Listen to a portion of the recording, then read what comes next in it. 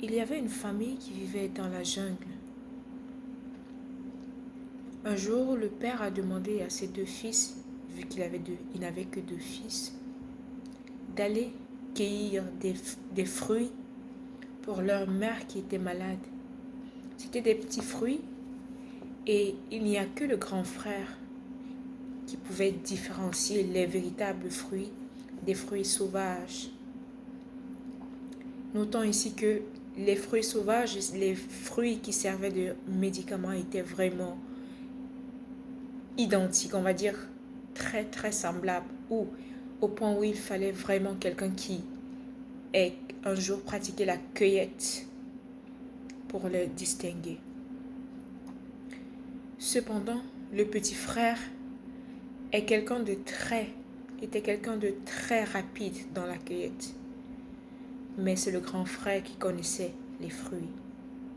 Tous les deux se sont rendus dans la forêt, laissant leurs parents à la maison.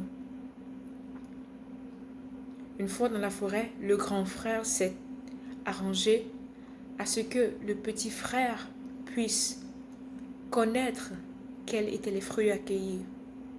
Le grand frère lui a montré de façon distincte la forme des grands fruits, les marques des grands fruits. Puis il s'est dit, ok, il a dit à son petit frère, moi je vais faire le guet. Je vais guetter, je vais surveiller les parages, vu que c'était dans le champ, vu que la forêt appartenait à des personnes très violentes en ce temps-là. Donc, le grand frère s'en est allé faire le guet, tandis que le petit frère cueillait les fruits qui serviraient de médicaments pour leur maman souffrante. Le petit frère était tellement rapide et hyper rapide qu'il en a cueilli la quantité suffisante, presque 5 litres. Puis, tout heureux, ils se sont mis ensemble en route pour rentrer. Et le grand frère et le petit frère se réjouissaient d'avoir cueilli une quantité énorme, plus que suffisante pour soigner leur maman.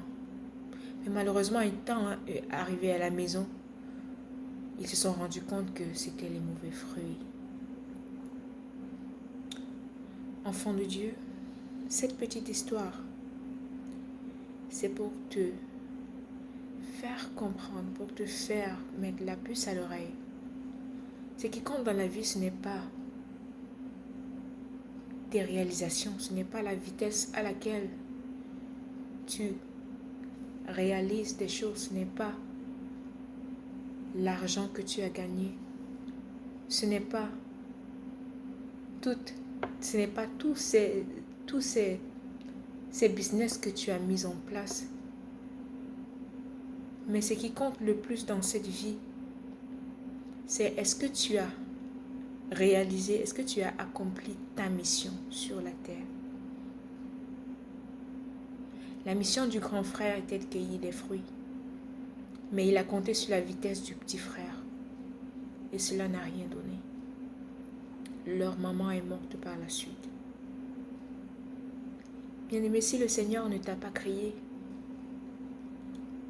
pour une activité en particulier et que tu fais des exploits dans cette activité-là, si le Seigneur t'a créé pour être président de la République et que tu fais des exploits dans le monde du business, au dernier jour, tu auras quand même échoué. Parce que ce n'est pas celui qui est envoyé qui décide de ce qu'il fait ou ce qu'il ne fait pas. Mais c'est celui qui envoie qui décide du succès ou de l'échec de la mission.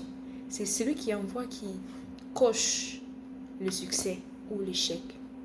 Bien-aimé, et nul ne peut connaître sa mission